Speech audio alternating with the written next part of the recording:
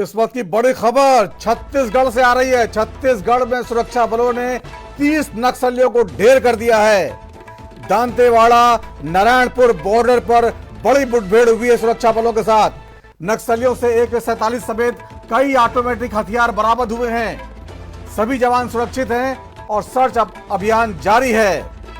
और नेंदूर थुलथुली गांव के जंगलों में मुठभेड़ हुई है, जिसमें 30 नक्सली ढेर कर दिए गए हैं। आपको बता दें, लगातार नक्सलियों के खिलाफ अभियान चला रहे सुरक्षा बलों ने पिछले कुछ महीनों के दौरान तकरीबन 250 नक्सलियों को ढेर किया है। इसी कड़ी में बड़ी सफलता मिली है आज, जब 30 नक्सली और ढेर किए गए हैं। दंतेवाड़ा नारायणपुर बॉर्डर पर मुठभेड़ हुई है। नेंदूर थुलथुली गांव के जंगलों में सुरक्षा बलों का बड़ा कारनामा। नक्सलियों की बात करें तो पिछले कुछ समय में नक्सलवाद पर बड़ी चोट की है सुरक्षा बलों ने। केंद्र सरकार की नीतियां को कहें, नक्सलवाद के खिलाफ बिल्कुल कड़ी कार्रवाई हो रही है, जिसमें कई नक्सली ढेर किए जा रहे हैं। और करीब 15 साल बाद ऐसा मौका आया है जब नक्सली लगातार जो है सुरक्षा बलों के सामने आत्मसमर्पण भी कर रहे हैं।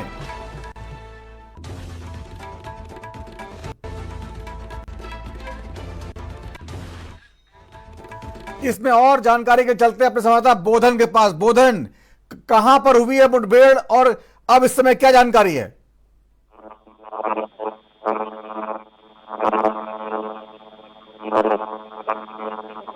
लगता आवाज नहीं पहुंच पा रही। तो छत्तीसगढ़ में सुरक्षा बलों ने 30 नक्सलियों को ढेर किया, इस वक्त की बड़ी खबर। इस पर और नजर बनाए रखेंगे। फिलहाल इतना ही।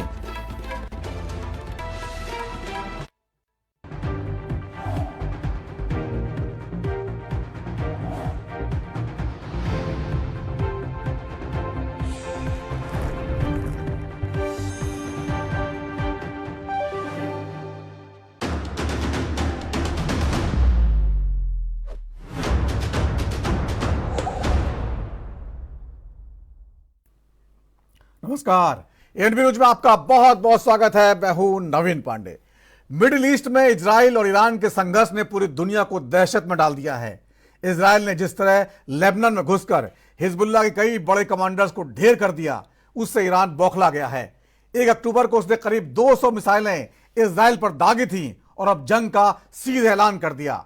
जुमे की नमाज के बाद आज अपने संबोधन में 4 साल बाद पहुंचे ईरान के सुप्रीम लीडर आयतुल्लाह खौमेनी ने इजराइल के खिलाफ जंग का ऐलान कर दिया। इस जंग में उन्होंने पूरी दुनिया के मुस्लिम देशों का समर्थन मांगा है। अब बड़ा सवाल यह है, क्या ऐसा मुमकिन है कि बाकी मुस्लिम देश उनकी अपील पर दौड़े चले आए? ऐसा लगता इसलिए नहीं है क्योंकि मिडिल ईस्ट में शिया और सुन्नी मुल्कों के बीच आपसी मतभेद बहुत गहरे हैं और ईरान एक शिया बहुल देश है। मिस्र, सऊदी अरब, यमन, ओमान, यूएई, कतर और जॉर्डन जैसे सुन्नी बहुल देश उसको अगुवा नहीं मानते। इनमें से कई देश पश्चिमी दुनिया में अमेरिका को अपना सरपरस्त मानते हैं, जो खुलकर इजराइल के साथ खड़ा है। ऐसे में बड़ा सवाल है, तो फिर ईरान की खुलेआम धमकी को कितनी गंभीरता से लिया जाए और भारत की इसमें क्या भूमिका हो सकती है? हमारे साथ अंतर्राष्ट्रीय मामलों के जानकार जुड़े हैं, उनके पास चलेंगे। उससे पहले देख लेते हैं क्या कुछ कहा गया। तो भारतीय जनता पार्टी की केंद्र की सरकार क्या कर रही है, मोदी सरकार क्या कर रही है? यही तो हमारी विदेश नीति की विफलता है कि हम अपने सारे के सारे जिनसे हमारे अच्छे संबंध थे, वो लोग आज की डेट में पाकिस्तान के साथ हो रहे हैं। कभी रूस पाकिस्तान का साथ दे रहा है, कभी मलेशिया पाकिस्तान का साथ दे रहा है। ये क्या हमारी विदेश नीति को हो गया? सर्वशक्तिमान विश्व गुरु महामहिम आदरणीय प्रधानमंत्री जी मोदी जी, वो क्या कर रहे हैं? उनकी सरकार क्या कर रही है? एस जयशंकर क्या कर रहे हैं? इसको देखना होगा। और जिस तरीके से हम अंतर्राष्ट्रीय स्तर पर अपना समर्थन खोते जा रहे हैं भारतीय जनता पार्टी की सरकार आने के बाद, वो एक चिंता।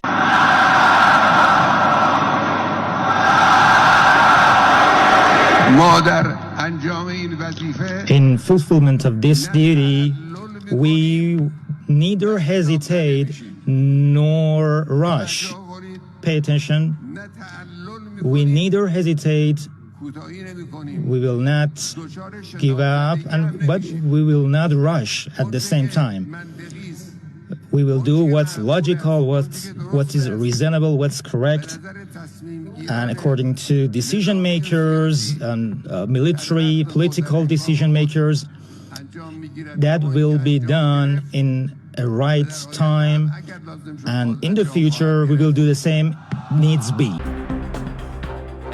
का ऐलान किया है खौमनई ने। ईरान के सुप्रीम लीडर 4 साल बाद आज शुक्रवार यानी जुमे की नमाज में पहुंचे, और खास तौर पर इसीलिए पहुंचे क्योंकि उनको यह बड़ा ऐलान करना था। बड़ा सवाल यह है, क्या ईरान वाकई गंभीर है इजराइल पर हमले को लेकर, या केवल फेस सेविंग कर रहा है, केवल अपने समर्थकों को दिखा रहा है कि देखिए हम गंभीर हैं, हमने तो मुस्लिम देशों से अपील कर दी है, लेकिन कौन हमारे साथ आता है कौन नहीं आता है ये तय करेगा कि आखिरकार क्या होगा इजराइल के खिलाफ। लेकिन इजराइल की बात करें तो लगातार लेबनान पर हमले कर रहा है और हिजबुल्लाह को पूरी तरह इजराइल ने तबाह कर दिया है।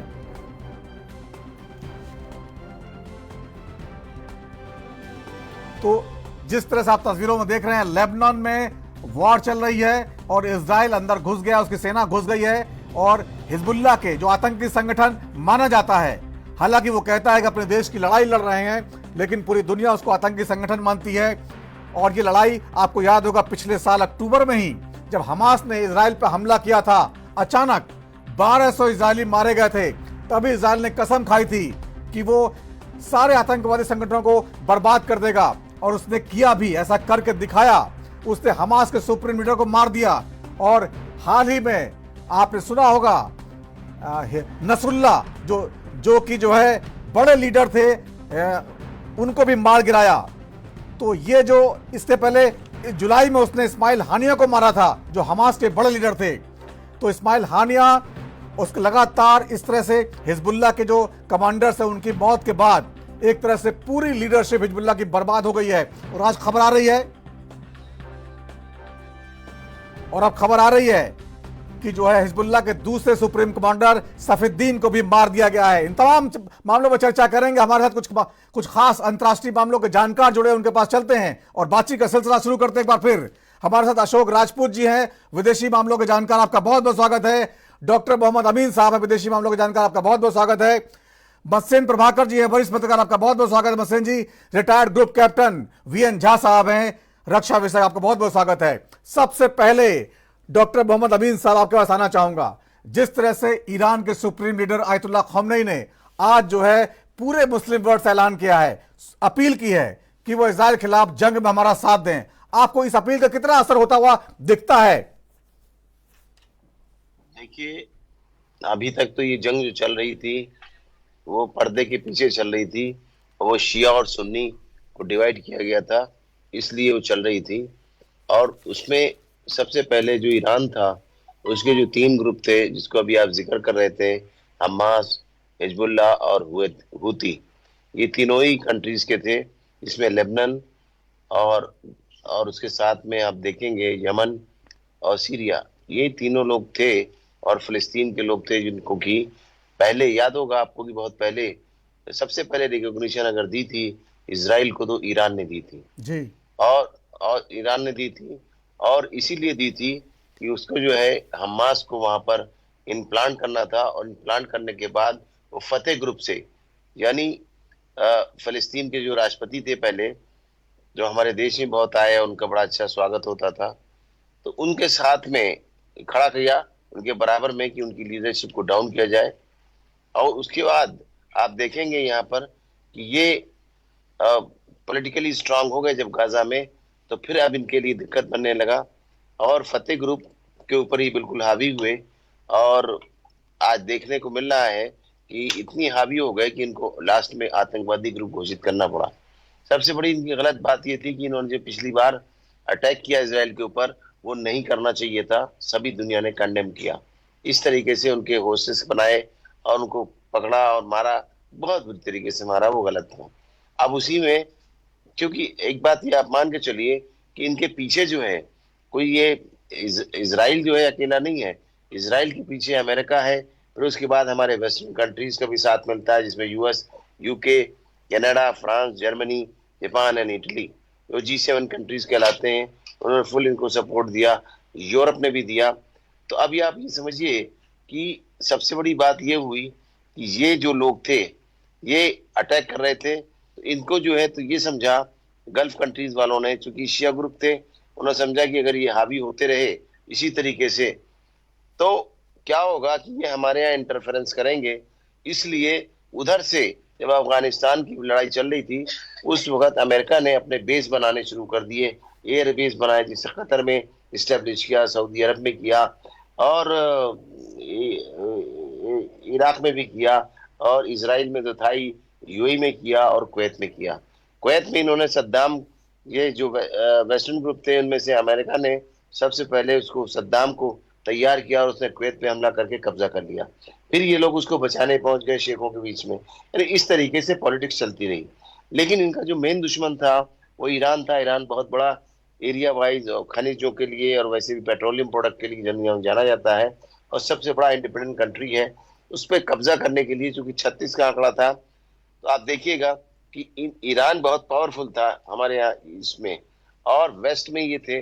इन्होंने सोचा कि हम इस तरीके से अफगानिस्तान वगैरह में हम कर लेंगे और करने का धीरे धीरे हम ईरान पे भी आ जाएंगे। इराक में आ ही गए थे, ईरान में भी हम घुसने की कोशिश करेंगे। लेकिन अब सीधी लड़ाई इन लोग से हो गई सीधी, जिसका नतीजा आपको देखने को मिल रहा है कि अब जब इन्होंने, ईरान ने रिटेलिएट किया, यानी 150 से 200-250 मैं कहूंगा मिसाइलें जब मारी हैं, तब उसको होश आया अमेरिका को। तो सामने ये भी आए और यूके के प्राइम मिनिस्टर ने भी इनके फेवर में बात की, इसराइलियों के। तो सवाल इस बात का है कि ये जो लड़ाई है अब सीधी तौर पे जो है तो सीधे ईरान और यूएस की हो गई है। ठीक है, और जी ठीक है, बहुत अच्छी जानकारी दी आपने, बैकग्राउंड बताया हमें। हमारे साथ जुड़े हैं रक्षा विशेषज्ञ ग्रुप कैप्टन वीएन झा साहब। वीएन झा साहब, खौमनई की जो अपील है, इसके बाद आपको लगता है ये फेस सेविंग है, केवल दिखाने के लिए है कि देखिए हम भी कुछ कर सकते हैं, या वाकई इसमें गंभीरता लगती है आपको? क्योंकि जैसा कि डॉक्टर साहब ने बताया कि शिया सुन्नी मुल्क जो है आपस में एक दूसरे को इतनी जल्दी सपोर्ट देंगे नहीं, और ईरान चूंकि शिया मुल्क है, शिया बहुल मुल्क है, और बहुत सारे मजबूत जो देश हैं वो सुन्नी देश है जो अमेरिका को अपना सरपरस्त मानते हैं। आपको लगता है कि ये वार केवल धमकी वाला है या कुछ आगे बढ़ेगा? देखिए, जो आपने कहा है लगभग बिल्कुल ठीक कहा है कि ये एक नैरेटिव बनाने के लिए स्पीच दी गई थी, और ये स्पीच उस समय में दिया गया था कि जबकि नसरुल्लाह का दफन हो रहा था। लेकिन जब खमेनी जैसा एक व्यक्तित्व ये आह्वान करता है कि पूरे दुनिया के मुसलमान इकट्ठे हो जाएं और इसराइल को खत्म करना है, तो इसका मायने बहुत ज्यादा होता है। ये मुझे एक तरह से थोड़ी सी लग रही कि ये जेनोसाइड की भावना है, और जेनोसाइड को मैं किसी भी तरह से अप्रूव नहीं कर सकता हूं। अगर उन्होंने कहा होता कि पूरे मुल्क के, पूरे दुनिया के सारे मानव जाति जो है इकट्ठा हो जाए और एक यूनाइटेड स्टैंड लें, तो समझ में आती थी कि जितने ह्यूमैनिटी के लवर हैं सब एक साथ हो जाते हैं। लेकिन उन्होंने कहा है सिर्फ मुसलमान को, दुनिया के सारे मुसलमान। क्या कल अगर भारत में या इसके आसपास में अगर कोई ऐसी वारदात हो जाए जिसके चलते कि यहाँ के जो आका हैं, यहाँ के प्रधानमंत्री हैं या राष्ट्रपति हैं, उनको ये आह्वान करना पड़े कि दुनिया के सारे हिंदू या सारे नॉन मुस्लिम्स इकट्ठे हो जाएं, ये जायज नहीं है। तो एक ये चीज मुझे थोड़ी सी अटपटी लगी। और दूसरे देख लीजिए, जो ये ऑर्गेनाइजेशन से, चाहे हमस हो, हिजबुल्लाह हो, हुती हो, और अभी जब उन्होंने कहा कि दुनिया के सारे मुसलमान इकट्ठे हो जाए, तो सारे मुसलमान देशों के द्वारा बनाए गए 288 जिहादी ग्रुप थे आज से 3 साल पहले। आज के दिन में वो लगभग 200 हो जाएंगे। तो क्या ये खमैनी कह रहे थे कि जो जितने 200 जिहादी ग्रुप हैं सब इकट्ठे होके लड़ने लगे?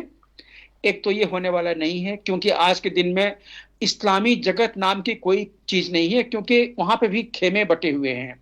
जैसे इजिप्ट का इसराइल के साथ में बायलैटरल एग्रीमेंट है, जॉर्डन का बायलैटरल एग्रीमेंट है, सऊदी का अमेरिका के साथ में है, सऊदी, यूएई, कतर इनका अमेरिका के साथ में है। तो चीजें थोड़ी सी अलग हो गई हैं। ये एक कॉल देने के बाद में, चाहे वो खमेनी ही वो कॉल क्यों ना दे, सब इकट्ठा होने वाले नहीं हैं। तो लगता है कि ये नैरेटिव सेट हुई, लेकिन ये नैरेटिव गलत है। आज के दुनिया में जब हम जानते हैं कि आप इसराइल को खत्म करने के लिए पूरे विश्व के मुसलमानों को इकट्ठा होने के लिए कहते हैं, तो कल को ऐसा भी शायद हो सकता है कि भारत में कुछ ऐसी चीज हो और फिर इसी तरह की आवाज लगाई जाए।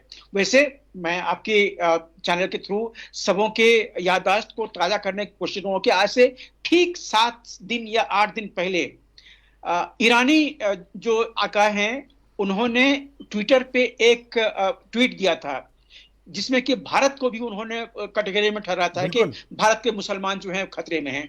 ये जायज नहीं है।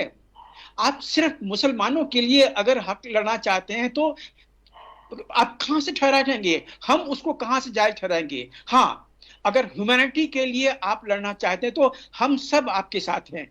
ह्यूमैनिटी उस दिन भी शर्मसार हुआ था 7 अक्टूबर 2023 को, जबकि हमास के लोग इस्राएली की धरती पे जाके बेगुनाह लोगों को, औरतों की इज्जत लूटी, बच्चों को पॉइंट ब्लैंक से गोली मारी, लोगों को बंदी बनाया जो अब तक वहां पे हैं। और इसको यूएन जैसे प्लेटफॉर्म ने सही ठहराने की या इसके ऊपर में कुछ ना बोलने की एक तकनीकी अपनाई थी। कंडेमनेबल है ये सब चीजें। तो देखिए आज के दिन में जो भी हुआ है ये एक मेरे ख्याल से एक सिंबलिज्म था कि खमैनी ने नसरुल्लाह के बरियल पे उन्होंने ये चीजें कही, लेकिन जो उन्होंने कही थी ये गलत था। आज के निगाह में किसी भी तरह को हम जायज नहीं ठहरा सकते। ठीक है साहब, ठीक है। उन्होंने ये भी कहा था कि इसराइल को हम नास्ते नाबूद कर देंगे, इसराइल नहीं रहेगा। मतलब आप सारे ज्यूज को आप जेनोसाइड कर देना चाहते हैं? तो नहीं है, आपके साथ में कोई नहीं जाएगा। आज के दुनिया में तो बिल्कुल नहीं है। और इसीलिए जब ये सब चीजें कही जा रही है, UN, human right commission, security council सब चुप है, सब मम है। तो इससे क्या समझा जाए? यूएन की प्रतिबद्धता कहां चली जाती है? आप बाकी लोगों को छोड़ दीजिए, मैं तो अपने देश की बात कर रहा हूं। अफगानिस्तान में 2 साल पहले जब वहां से सिख और हिंदू का कंप्लीट जेनोसाइड हुआ, यूएन ने एक भी आवाज नहीं उठाई, एक भी टीम नहीं भेजी उस वहां पे फैक्ट फाइंडिंग के लिए। तो यूएन आज के दिन में अनबायस्ड नहीं है, हेवीली बायस्ड है। तो इसलिए यूएन को छोड़ दीजिए। ठीक है, ठीक है डॉक्टर साहब। अशोक राजपूत हमारे साथ जुड़े हुए हैं। अशोक राजपूत जी, जिस समय हम बात कर रहे हैं ईरान के सबसे बड़े नेता सुप्रीम लीडर आयतुल्लाह खौमेनी की जो स्पीच है उस पर बात कर रहे हैं, तो खबर आ रही है कि ईरान ने फारसी खाड़ी से अपने कुछ टैंकर रवाना किए हैं।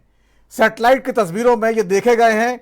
और सैटेलाइट तो हम जब कह रहे हैं कि ये एक फेस सेविंग बयान है, लेकिन ईरान जो है वो कहीं ना कहीं एक्शन लेता हुआ दिखाई दे रहा है।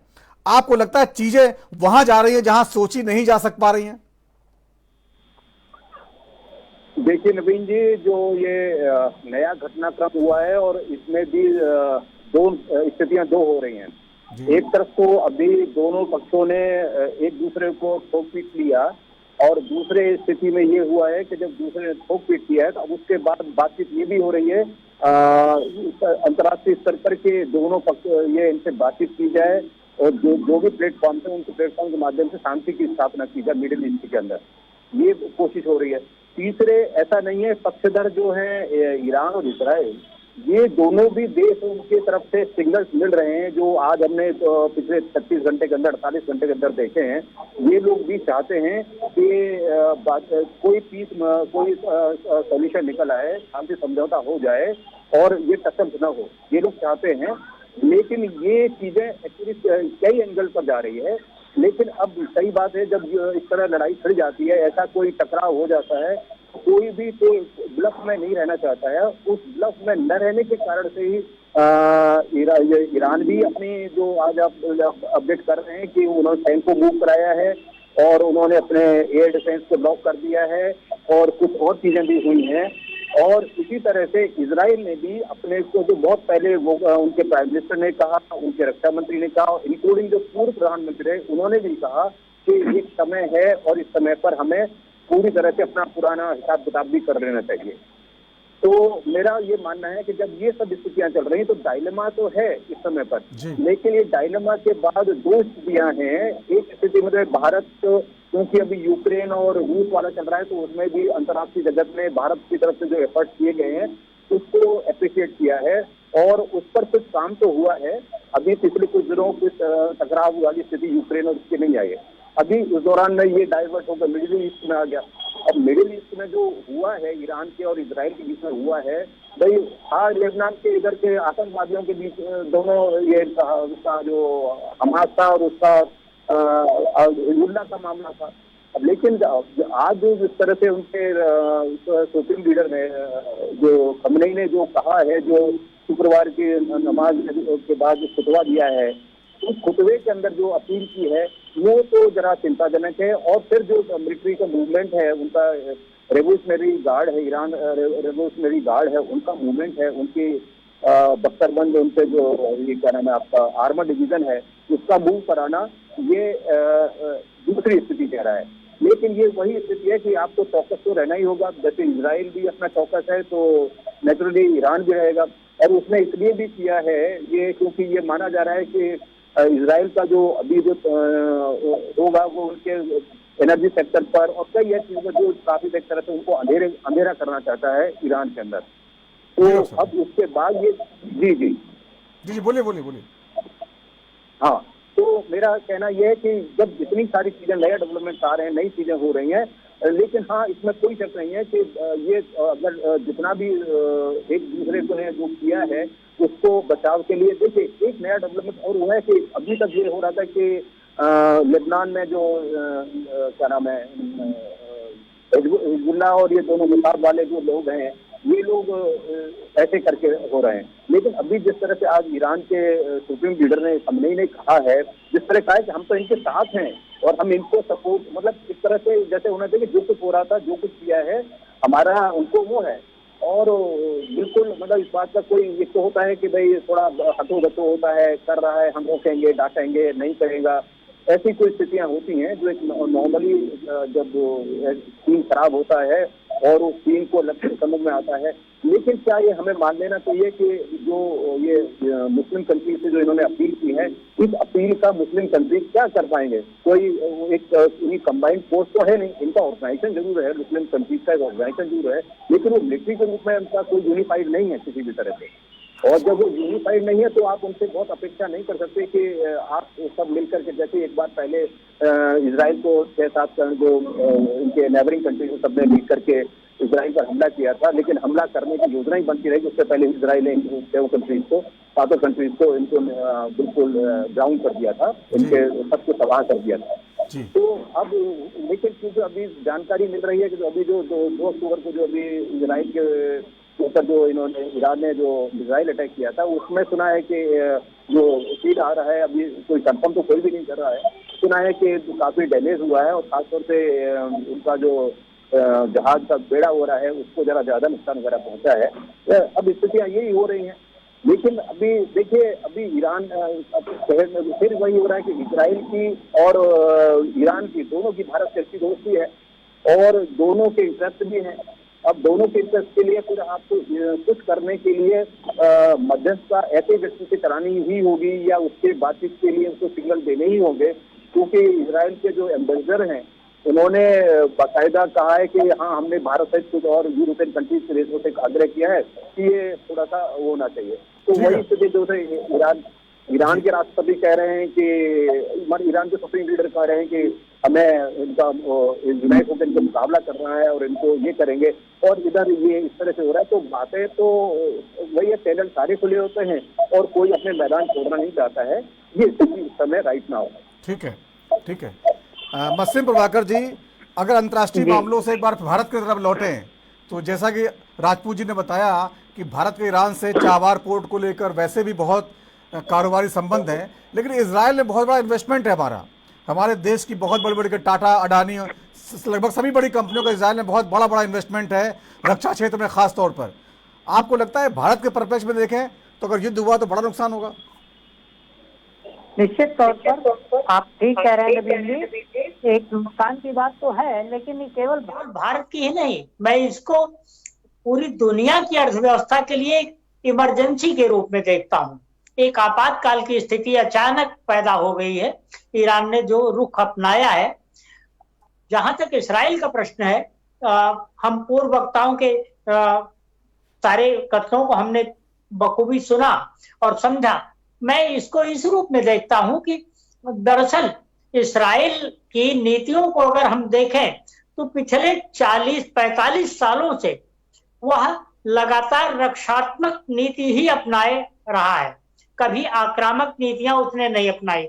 लेकिन 79 यानी लगभग 45 साल से जो स्थिति ईरान की तरफ से, ईरान में धार्मिक क्रांति की जो स्थिति हुई और उसके बाद जो वहां सत्ता का परिवर्तन हुआ, उसके बाद से ईरान जिस नीति पर चल पड़ा और एक मुसलमानों को जिसको आज लेकर के पूरी तरह से जो है खोल दिया अपने पत्ते को ईरान के सुप्रीम लीडर ने, उन्होंने जिस प्रकार की आज स्थिति बनाने की कोशिश की है, ये पूरी दुनिया की मानवता के लिए, पूरी दुनिया की इंसानियत के लिए एक बहुत बड़े खतरे का संकेत है।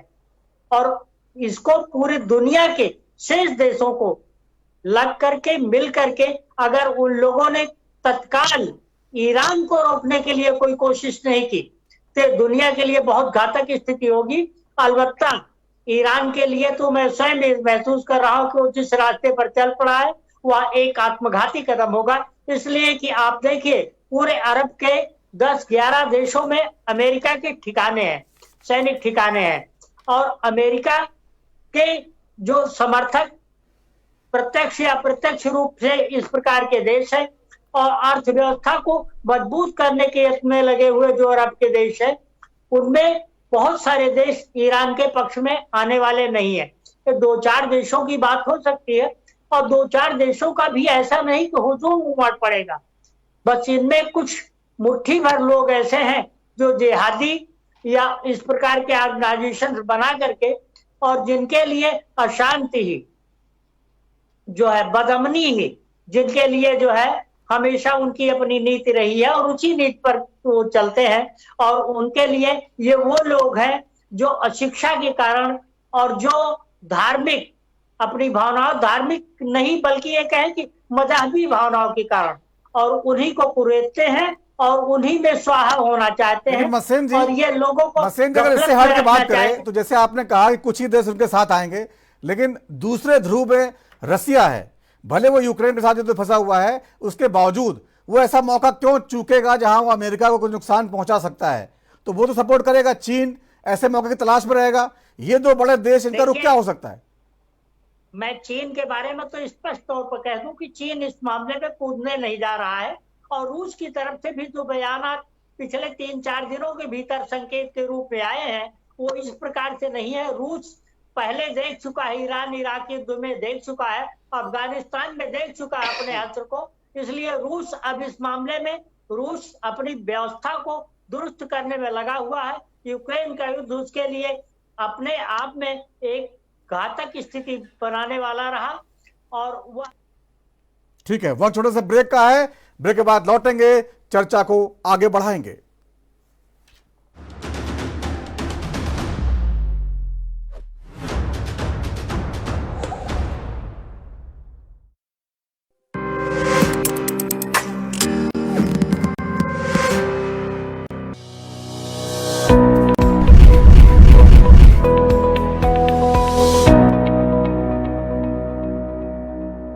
या देवी सर्वभूतेषु मातृरूपेण संस्थिता नमस्तस्यै नमस्तस्यै नमस्तस्यै नमो नमः। आप सभी प्रदेशवासियों को नवरात्रि की ढेरों शुभकामनाएं। सनातन धर्म और संस्कृति में नवरात्रि का विशेष महत्व है। शक्ति की उपासना का यह महापर्व आप सभी के लिए सुख, समृद्धि, सौभाग्य और आरोग्य लेकर आए। हमारा छत्तीसगढ़ निरंतर प्रगति के पथ पर अग्रसर हो, यही कामना है। जय माता दी।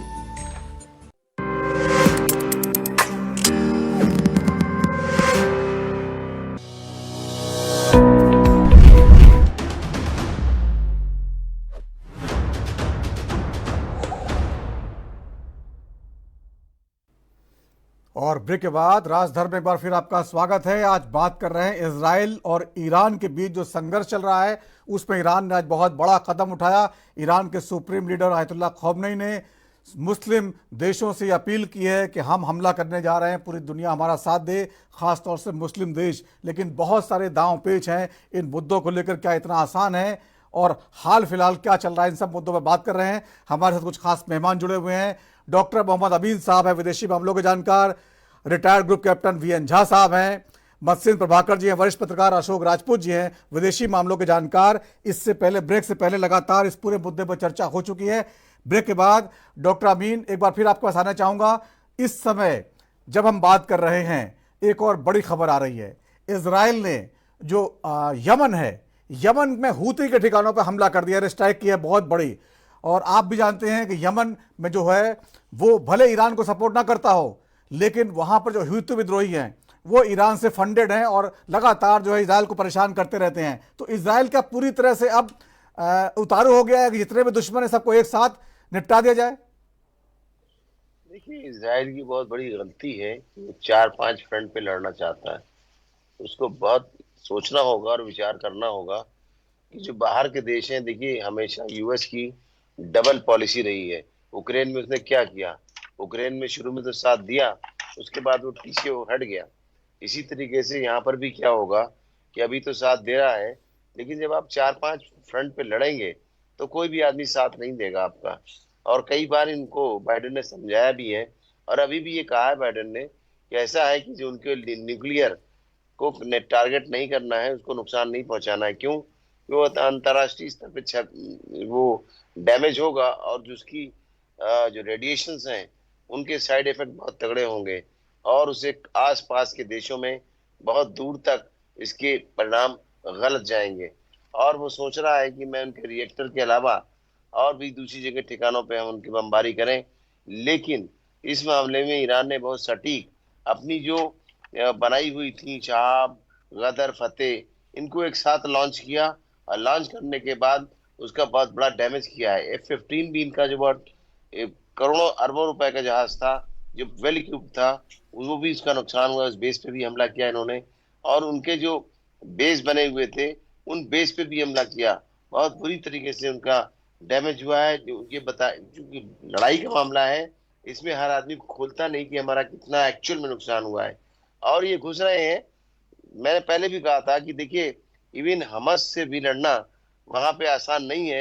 एयर स्ट्राइक तो चल जाता है, और अमेरिका की हिस्ट्री आप उठा के देख लीजिए, उन्होंने हमेशा एयर स्ट्राइक की है। और यहाँ भी पीछे हटे हैं। अफगानिस्तान में वो जमीन की लड़ाई नहीं लड़ सकते उनके लोग। और ये टनल्स जो है अंदर, जो इन्होंने गुफाएं बना रखी हैं अंदर मीलों, तो ये बहुत ही डैमेज करेंगे। उन्होंने सारी माइंस बिछा रखी हैं, हिजबुल्लाह ने भी और हूतियों ने भी। ये इनको अभी सूट नहीं करेगा। ठीक है, घुस रहे हैं, घुसने के बाद इनको मार खानी पड़ेगी। इनको सोचना होगा कि इस तरह से नहीं चलता है। हो गई लड़ाई, आपने कर लिया, अब थोड़ा पीछे वेट करिए, दुनिया क्या कह रही है, दुनिया को भी सोचिए, ह्यूमन को सोचिए। आप ह्यूमन बीइंग है, ठीक है, उन्होंने किया गलत, उसको कोई अच्छा नहीं कहता, हर आदमी कंडेम करता है हमास की जो पहल हुई थी। लेकिन अब इतना भी नहीं बदला है कि आप हॉस्पिटल्स में उनके कर रहे हैं, और हर तरीके, ठीक है, उनके आपने लीडर मान लिए। अभी चीफ कमांडर को भी मारा, नसरुल्लाह को। फिर उनका जो लेटेस्ट बना था अनीसी, जो उनका एडवाइजर था, टेक्निकल एडवाइजर, सब कुछ था, फाइनेंसर भी था, उसको भी आपने मार दिया। तो इसी का बदला लिया है आज 2 दिन पहले। और उसके बाद आज उन्होंने खुतबे में कहा कि सारे मुसलमानों को एक आना चाहिए। क्यों? क्योंकि उसको जो शिया और सुन्नी दोनों मानते हैं, चाहे वो मक्का हो या मदीना हो, और चाहे वो फिलिस्तीन हो, तो इसको तीनों लोग मानते हैं, ऐसा नहीं कोई नहीं मानता। और वहां पे क्रिश्चियंस भी मानते हैं, और यहूदी तो मानते ही मानते हैं। तो इस तरह से बड़ा इस वक्त टिकलिश हो गया है। और ये ना सोचें कि अगर उनके साथ वो कंट्री है तो इधर चाइना, रशिया क्या साथ नहीं देगा उनका, कोरिया भी आ जाएगा, तो तीसरे विश्व युद्ध की स्थिति बन जाएगी। इसलिए अब उसको थोड़ा सा रेस्ट देना चाहिए अपने को, कि हमारा अब इतना ज्यादा नुकसान ना हो कि हम दुनिया के मैप से खत्म हो जाए। उसको भी सोचना होगा। और ईरान को कुछ नहीं कर सकता, ईरान बहुत बड़ा कंट्री है। मैं ईरान भी गया हूँ, फिलिस्तीन भी गया हूँ, इजराइल भी गया हूँ, ऐसा नहीं है। तो ये बहुत छोटी छोटी जगह हैं। ये टेंट में आए थे, टेंट इन्होंने इतना फैलाया है, अब वो चाह रहे हैं कि हम ग्रेटर बनाएंगे इजराइल। ठीक है, जितने में रहें, वरना वहां कुछ ज्यादा है नहीं, पत्थरों की जगह है, बिल्कुल पत्थर की चट्टानें हैं, वहां पे घास भी नहीं उग सकती, लेकिन हाँ इन्होंने मेहनत की है इजरायलियों ने, वहां पे बड़ी अच्छी अच्छी फसल होती है और वहां पे बिल्डिंगें बड़ी अच्छी बनी हुई है। लेकिन कुछ तो सोचना होगा इनको, इतना अनह्यूमन नहीं होना चाहिए। दोनों तरफ से मैं कहता हूँ, एक तरफ से नहीं, इसमें विश्व में शांति हो, हमारा देश शांति चाहता है। हमारे देश के प्राइम मिनिस्टर ने सबसे पहला जो मैसेज दिया था G20 में, यही कहा था हम शांति चाहते हैं, आतंकवाद को दुनिया से खत्म करना चाहते हैं। तो हमेशा हमारा देश आगे आएगा, शांति की समझौतों में टेबल पे बात करेगा। पुतिन को भी इतने दिन की लड़ाई हो गई, एक सोचना पड़ा कि हमें वार खत्म करने के लिए, यूक्रेन को भी यही सोचना पड़ा कि हमें वार खत्म करने के लिए हम मोदी जी को सामने लाएं और इस काम को किसी बहाने अब खत्म करें। ठीक है, ठीक है। वीएन झा साहब, जो मौजूदा हालात हो गए हैं, जिस तरह से इजराइल लगातार आगे बढ़ रहा है, एक के बाद दूसरे, पहले लेबनान, अब यमन में हूथियों पर, और ईरान पर भी हमले की पूरी तैयारी वो कर चुका है, जैसे कि खबरें बता रही हैं। 7 मोर्चों पर पहले से घिरा हुआ है, वेस्ट बैंक, गाजा, लेबनान और ये इराक, सीरिया, यमन। कितना मतलब कितनों को वो एक साथ जो है ये कंट्रोल कर सकता है? हालांकि टेक्नोलॉजी बहुत मजबूत देश है, लेकिन है तो बहुत छोटा देश। जी हाँ, आपने बिल्कुल ठीक कहा है कि इसराइल की भी एक लिमिटेशन है, हर फ्रंट पे वो लड़ नहीं सकता है। लेकिन याद रखिए, इसराइल हर फ्रंट पे नहीं लड़ रहा है। इसराइल की जो जमीनी रेखा है, जो अंतर्राष्ट्रीय बॉर्डर है, वो ज्यादातर या तो इजिप्ट के साथ में है या जॉर्डन के साथ में है। छोटा सा एरिया, छोटा सा जो लाइन है वो लेबनान से मिलता है। तो अगर जमीनी लड़ाई लड़नी पड़ी तो सिर्फ लेबनान से लड़नी पड़ेगी। अब बची बाकी जो आपने लड़ाई की बात कही, तो देखिए लड़ाई 3 फ्रंट पे होती है, आप भी उतना ही जानते हैं जितना मैं जानता हूँ। जमीनी, समुद्री और हवासी। जमीनी तो हो नहीं सकती कि ईरान आके इसराइल में लड़ाई करे। सी, जो समुद्र है, उसको अमेरिका ने पहले से अवरुद्ध कर रखा है। मेडिटेरियन सी में उसके बेड़े लगे हुए हैं, तो वहां पे किसी भी तरह से जो ईरान है वो झांक भी नहीं सकता है। रेड सी का भी वही हाल है, वहां पे भी नहीं जा सकता है। तो अगर ईरान लड़ना चाहता है इसराइल से, तो समुद्री लड़ाई नहीं लड़ सकता है। अब बच गई एरियल की बात। तो एरियल लड़ाई जो है वो इसी तरह से होगा जैसे मिसाइल ईरान ने छोड़े हैं। ईरान ने 181 मिसाइल छोड़े थे। हो सकता है कि जो इसराइल है वो सिर्फ 150 छोड़ें या 100 छोड़ें, लेकिन वो 100 मिसाइल जो जहां जहां गिरेंगे वो तबाही मचाएंगे, इसमें कोई दो राय नहीं है। अब उसमें न्यूक्लियर इंस्टॉलेशन आएगा या नहीं आएगा, मैं पूरी तरह से नहीं कह सकता हूं, लेकिन मुझे नेतन्याहू की वो 2 बात याद आ रही है जो आज से 7-8 दिन पहले उन्होंने यूएन के जनरल असेंबली में कही थी। पहली कि मैं अपने नेबरहुड में टेररिस्ट को नहीं सह सकता, उसको मुझे वहां से हटाना ही है, खदेड़ना ही है, मारना ही है। दूसरी, मैं न्यूक्लियर ईरान नहीं बनने दूंगा। जैसा हम लोगों का अनुमान है, ईरान आज के दिन में न्यूक्लियर थ्रेशोल्ड पे है, मतलब वो एटॉमिक बम जो है उसके बनाने के कहीं आसपास है। तो हो सकता है अगर टैक्टिकली या स्ट्रेटेजिकली ऑल्सो अगर इसराइल सोचे तो वो वहां के जो इंस्टॉलेशन फैसिलिटी हैं उसको तबाह करना चाहेगा। एक चीज और याद रखें, मैंने अभी अपने एक पैनलिस्ट को कहते हुए सुना था कि इससे बहुत बर्बादी होगी। अगर परमाणु बम अगर फटता है तो उससे बहुत बर्बादी होती है, लेकिन अगर परमाणु बनाने वाले जो संसाधन हैं, संयंत्र हैं, अगर आप उस पर वॉर करके उसको आप खत्म करते हैं तो उसकी रेडिएशन लिमिटेड होती है। जहां पे वो चीजें हैं वहां पे रेडिएशन होगी, आसपास के थोड़े से एरिया में होंगे, लेकिन इसका कोई विनाशकारी जो रेडिएशन है वो नहीं होगा। अब अंत में आते हैं कि आखिर होने वाला क्या है। देखिए, अगर इसराइल ईरान जैसा होता तो जैसे नसरुल्लाह के मरने के बाद ईरान ने 181 मिसाइल छोड़ दिए, इसराइल भी अब तक इतने मिसाइल ईरान पे छोड़ दिया होता, लेकिन वो रिएक्ट नहीं कर रहा है। वो अपनी जो उसने जो प्रण लिया था कि मैं हमास को खत्म करूंगा, और उसी दिनों में हिजबुल्लाह के भी सैकड़ों रॉकेट गिरते थे इसराइल पे, जिसके चलते कि इसराइल को अपना नदर्न पार्ट, जो उत्तरी भाग जो है, उसको खाली करना पड़ा।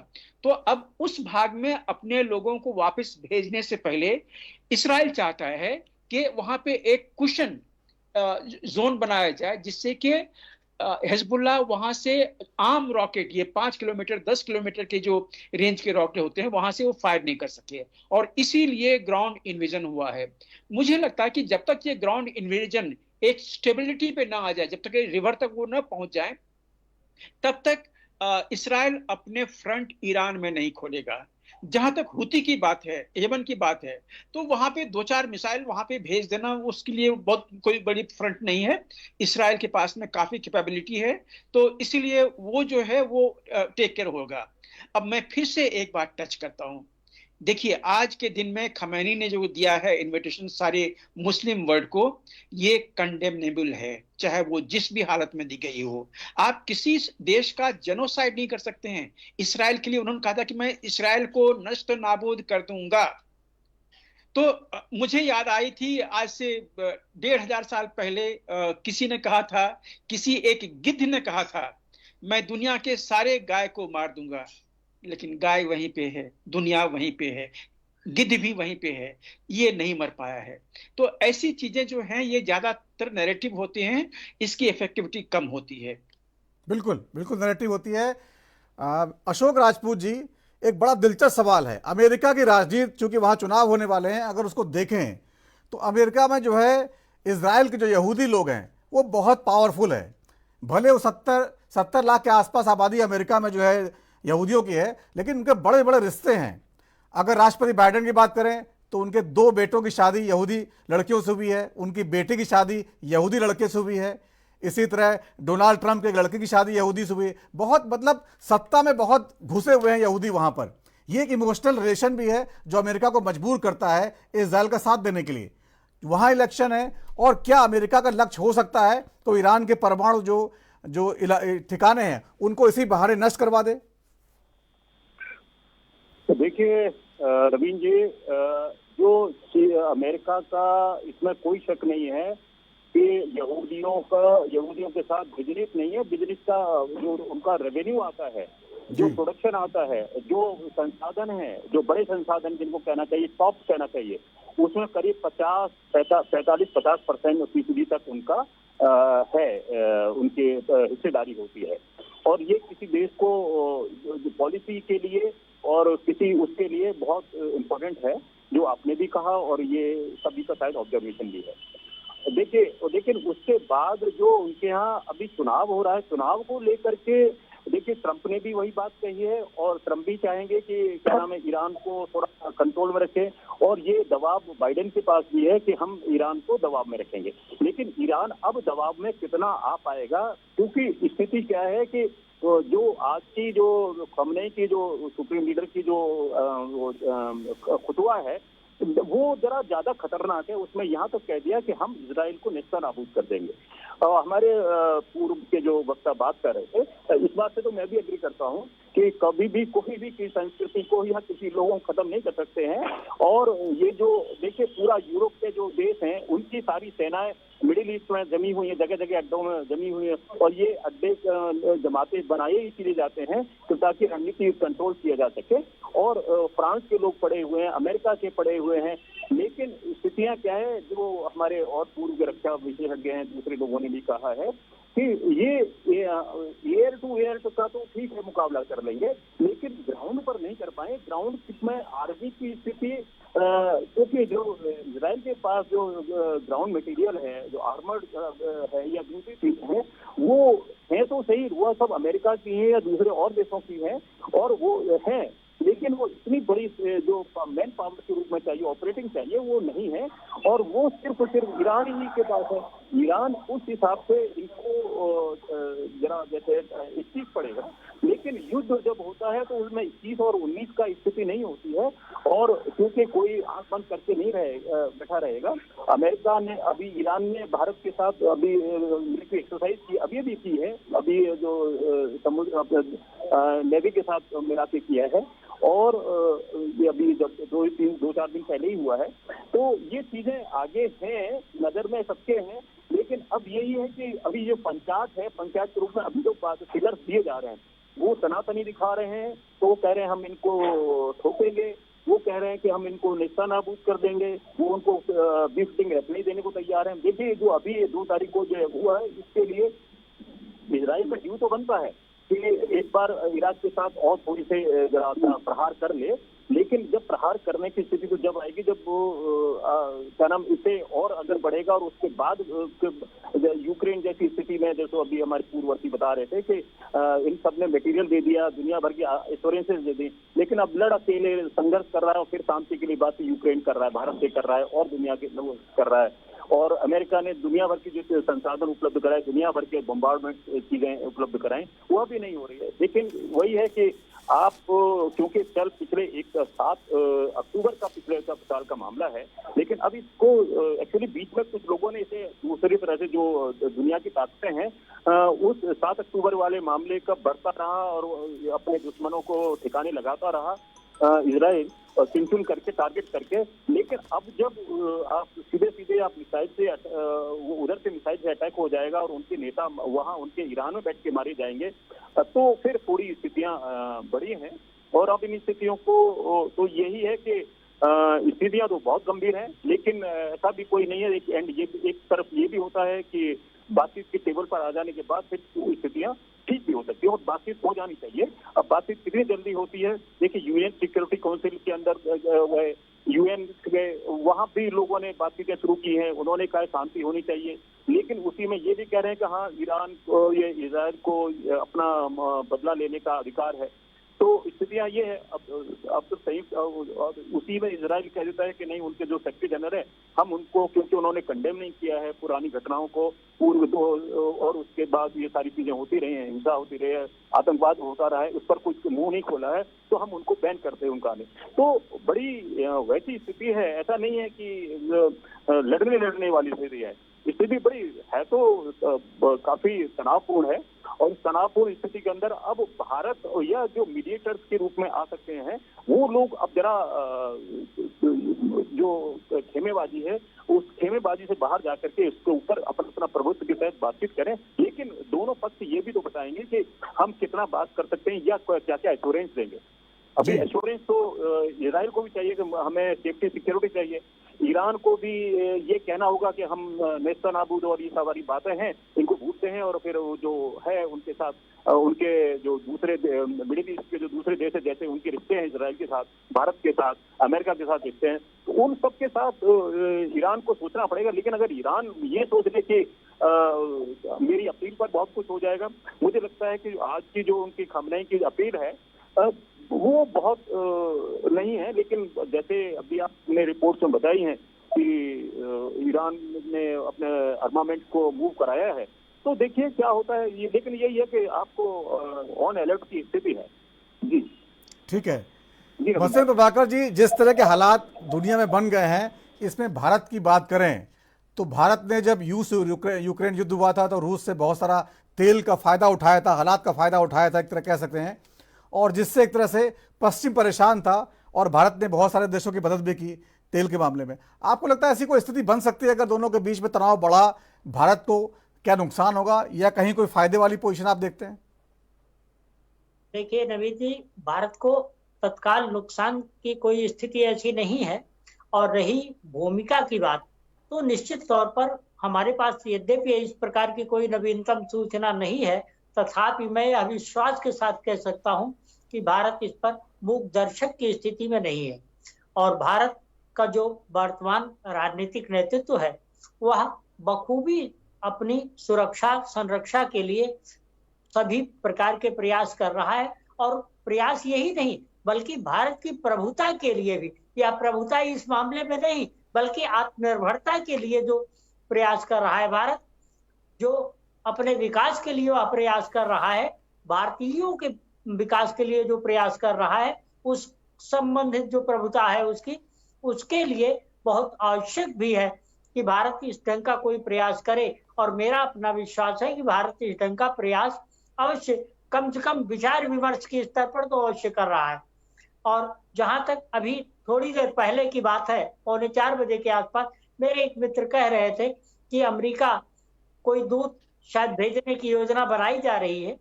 इस संबंध में भारत अपनी भूमिका निश्चित तौर पर इस प्रकार का कुछ करेगा जिससे भारत के और भारतीयों के हित पूरी तरह संरक्षित रहें। आज भारतीय राजनयिक के समक्ष भारत से अधिक भारतीयों के हित को संरक्षित करने की बात है, और वो भारतीयों का हित खास करके इसलिए भी कि भारत आंतरिक स्थितियों में भी आज बहुत बड़े खतरे को झेल रहा है। मैं किसी राजनीतिक दल या राजनीतिक नेता पर यह बात आरोपित नहीं करता, उसका नाम नहीं लेना चाहता, तथापि आंतरिक स्थितियों में भी आज भारत के समक्ष घनघोर स्थिति है, और ऐसी स्थिति में भारत अवश्य चाहेगा कि उसके नेतृत्व को लेकर के और उसके कौशल को लेकर, राजनयिक कौशल को लेकर के जिस प्रकार का विश्व में वातावरण बना है उसको वह सही ढंग से अंजाम दे और उस प्रकार का कोई प्रयास करे। जी बिल्कुल। डॉक्टर अमीन, एक थोड़ा सा पेचीदा सवाल है जो शायद आप बेहतर तरीके से समझा सकते हैं। खamenei की अपील और भारत में जो इजराइल और जो है मुस्लिम वर्ल्ड, अरब वर्ल्ड को लेकर जो सेंटिमेंट्स हैं और सरकारें जो कि सेंटिमेंट पे काम करती हैं, तो आपको लगता है उन सेंटिमेंट का भी जो है सरकारों पे कोई असर पड़ेगा? क्योंकि एक बड़ा वर्ग है जो इजराइल को सपोर्ट करता है, क्योंकि इजराइल रक्षा क्षेत्र भारत की मदद करता है, और एक बहुत बड़ा वर्ग है हिंदुस्तान का जो कहीं ना कहीं मुस्लिम वर्ल्ड से कनेक्टेड रहता है चीज़ों को लेके। तो क्या इन सेंटिमेंट्स का भी कोई असर पड़ता है अंतर्राष्ट्रीय मामलों में? देखिए, अंतर्राष्ट्रीय मामलों में तो कोई भी इस तरह से कोई सी बात नहीं है। मैं आपको कहता हूं कि हिंदुस्तान के लोग ही गए थे पाकिस्तान में, और वो पाकिस्तान में हैं आज, और उनके कुछ रिश्तेदार यहाँ पे रहते हैं। मैं तो देखता हूँ एक दूसरे से बात करना पसंद नहीं करते, एक दूसरे का मुंह देखना नहीं पसंद करते। ये तो बहुत बड़े अरब वर्ल्ड की बात हो रही है और ये इजराइल की बात हो रही है। देखिए, ये एक डिप्लोमेटिक रिश्ते हैं जो कंट्रीज के होते हैं और होने भी चाहिए। वो एक दूसरे की सहायता करते हैं, अपने आपस के उनके कॉन्ट्रैक्ट हैं, 1 to 1 उनके डायलॉग्स होते हैं, उसी पे उनके जो ट्रीटी होती है वो साइन होती है, उन ट्रीटी के तहत तो चलते हैं।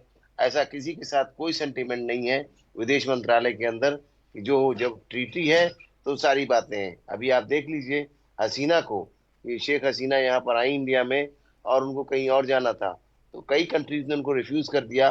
किसने साथ दिया? हमारे इंडिया ने, जो हमारे इंडिया में वो रह रही हैं। तो ये एक डिप्लोमेटिक किस तरह की बातें हैं। ये मुंह पे कुछ बातें होती हैं, पीछे कुछ बातें होती, शेक हैंड सामने होता है, सारी बातें होती हैं, लेकिन बात वही होगी जो ट्रीटी में लिखी हुई है, उसके अगेंस्ट कोई नहीं जाना पसंद करता। इसलिए मैं समझता हूँ कि ये जो बातें हैं देखने की अलग है, सुनने की अलग है, कहने की अलग है, लेकिन प्रैक्टिकल तौर पे वही होगी जो हमारे देश की ट्रीटी होगी और हमारे जो देश के हित में होगा। हमारा देश किसी तरह से कोई समझौता नहीं करेगा, चाहे कोई कंट्री हो। आप देख लीजिए, अभी ये रशिया की बात आई थी तो उसने कहा कि नहीं से उनको सैंक्शन लगा रखा है। हमने कहा हमारा कंट्री जो है, पहले हम जरूर देखा करते थे वेस्ट की तरफ कि भाई अमेरिका ने कह दिया तो हम ये काम नहीं करेंगे। आज हमारे देश के प्राइम मिनिस्टर सबसे आगे चलते हैं, उन्होंने किसी की परवाह नहीं है, उनका अपना एजेंडा है, अपना काम करने का तरीका है, 1 to 1 डायलॉग होते हैं, और जिसमें फायदा समझते हैं कंट्री का उसके लिए वो शेक हैंड करते हैं, बात करते हैं और ट्रीटी करते हैं। वो किसी की परवाह नहीं करते, उन्होंने अमेरिका की परवाह नहीं की। इस मामले में हमारा देश इस वक्त बिल्कुल। डॉक्टर अमीन, समय थोड़ा कम बचा है, थोड़ा सवाल सबसे हो जाए। डॉक्टर वीएन झा साहब, इसी सवाल को थोड़ा आगे बढ़ाऊंगा। जो डॉक्टर अमीन ने कहा कि आज हिंदुस्तान बदल चुका है, आज पॉलिसी बदल चुकी है, प्रधानमंत्री मोदी जो है अपने देश का जो हित है सबसे आगे देखते हैं। अगर ईरान और इजराइल के बीच वार होता है तो भारत का हित कहां पर है, आपको देखते हैं? देखिए, मैं बड़े ध्यान से अमीन जी की बातें सुन रहा था और बड़ी सटीक उन्होंने एनालिसिस की है। मैं अमीन जी को इसके लिए बधाई देता हूं। लेकिन आपको एक और चीज आज के दिन में ध्यान में रखना है, जिसको कि कोई भी कंट्री भूल नहीं सकता है। आज के दिन में टेररिज्म जो है सबों को परेशान किए हुए है, और खamenei ने जो आज कॉल दिया हुआ है ये ऐसे ही तत्वों के लिए है, क्योंकि वो जानते हैं कि सऊदी या फिर इजिप्ट या जॉर्डन उनके साथ में नहीं आएगा। तो फिर ये कॉल किसके लिए था जो उन्होंने कहा था कि मैं पूरे इस्लामी वर्ल्ड को बताता हूं कि वो एक साथ हो जाएं? ये उन इस्लामिक वर्ल्ड के, जो मैंने आपको पहले कहा था, आज के दिन में लगभग 200 जिहादी ऑर्गेनाइजेशंस हैं, उनके लिए उन्होंने शायद हिंट दिया हुआ मुझे लगता है। और आज के दिन में बहुत सारे कंट्री ऐसे हैं जो ऐसे जिहादी ऑर्गेनाइजेशंस के लिए बहुत सावधान हैं। मैं चाइना से शुरू करूंगा। चाइना नहीं चाहेगा कि वो इन जिहादियों का साथ दें, नहीं तो फिर वो उनका जिनजियांग में उइघुर वाली जो प्रॉब्लम है वो शुरू हो जाएगी। आपने रशिया को देखा हुआ है, अभी दागिस्तान में क्या हुआ है, रशिया में किस तरह के जिहादी हमले हुए हैं आईएसआईएस के द्वारा और बाकी ग्रुप्स के द्वारा। तो मिला जुला के जितने भी मेजर कंट्री हैं वो इन जिहादियों से सतर्क रहें, और जो खमैनी ने आज कॉल दिया हुआ है उससे वो कतई प्रसन्न नहीं होंगे। अब दूसरी बात आती है कि आखिर ये मामला क्या है, माजरा क्या है। थोड़ा संक्षेप में डॉक्टर, समय कम बचा है। सिर्फ जमीन समय थोड़ा कम, संक्षेप में थोड़ा बता दीजिए। हाँ बिल्कुल संक्षेप में। देखिए ये जो वॉर है ये वॉर ऑफ विट्स अभी है। जहां तक इस्राएल का संबंध है उन्होंने अपनी ऑब्जेक्टिव पूरी कर ली है, तो इसलिए अब वॉर यहाँ पे खत्म होना चाहिए। लेकिन जो ईरान ने किया हुआ है इसका भी जवाब होना है। अब ईरान अगर फिर पलट के वॉर करता है तो फिर ये एस्केलेट होने वाला है, फिर ईरान इसके लिए भुगतेगा। ठीक है अशोक राजपूत जी, आखिरी सवाल आपसे पूछना चाहूंगा। जिस तरह से एससीओ की बैठक पाकिस्तान में है, एस जयशंकर जी जा रहे हैं 15-16 अक्टूबर को, ये मुद्दा भी वहां पर लगता है आपको कहीं ना कहीं असर डालेगा? ईरान और इजराइल वाला वार कहीं असर डालेगा? और पाकिस्तान का खौफनाई पे क्या रिएक्शन हो सकता है? हाँ देखिए, ये जो एससीओ समिट है और पाकिस्तान उसका होस्ट कंट्री है, तो और पहली बार लंबे जो हम लोग भारत के साथ पड़ोसी देश में कुछ भी इवेंट हुए हैं, तो न तो वो हमारे यहाँ आ पा रहे हैं ना हम उनके यहाँ जा पा रहे हैं वाली स्थिति। लेकिन अभी एससीओ के माध्यम जा रहे हैं। लेकिन एससीओ समिट उस समय हो रहा है, उसके ऊपर पूरी तरह इजराइल और ये ईरान उसके ऊपर हावी होगा। कितना हावी होता है, अभी उनका एजेंडा क्या है, एससीओ का क्या चीजें लेकर के आ रहे हैं और वो क्या रवैया करेंगे, ये महत्वपूर्ण होगा। और इसमें कोई शक नहीं, जो क्योंकि अभी जयशंकर प्रसाद विदेश मंत्री ने और अभी इस दौरान जो अपनी तरफ से जो चीजें मूव हुई हैं या जो चीजें फिलर दिए गए हैं या जो इजराइल के एम्बेसडर ने कहा है और उसके बाद ईरान ने जो उसके कुवैत के माध्यम से मैसेज अमेरिका को दिया है, तो उन सब चीजों से फर्क आएगा।